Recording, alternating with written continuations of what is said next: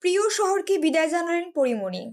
দেশের জনপ্রিয় চিত্রনায়িকা পরীমণি। তিনি বাধা মানেন না, যখন মন চায় উড়াল দেন পছন্দের জায়গায়। প্রতি বছর শীতকালে পরীমণি চলে যান তার গ্রামের বাড়ি। শৈশবকে খুঁজে ফেরেন স্মৃতির অবগাহনে। শুক্রবার 5ই ডিসেম্বর দুপুরে ঢাকা ছাড়েন এই নায়িকা। পথিমধ্যে ছবি তুলে জানান দিলেন তার ভ্রমণের কথা। শীতকে উপভোগ করতে তার এই ভ্রমণ।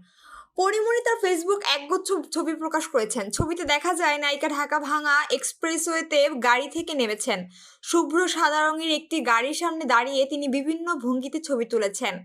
কোনো ছবিতে তাকে হাসি খুশি মুখে হাত উঁচিয়ে ভি সাইন দিতে দেখাতে দেখা যায়। আবার কোনো ছবিতে তাকে আনন্দে দুই হাত প্রসারিত করে দাঁড়িয়ে থাকতে দেখা যায়। ছবিগুলোতে নায়িকার পরনে ছিল জিন্স, টি-শার্ট ও জ্যাকেট। পেছনে সবুজ গাছপালা ও পরিষ্কার নীল আকাশ ছবিগুলো আরও আকর্ষণীয় করে তুলেছে। ছবির ক্যাপশনে পরীমণি লিখেছেন, ভালো থেকো আমার প্রিয় শহর, যাই একটু পিঠা খেয়ে আসি।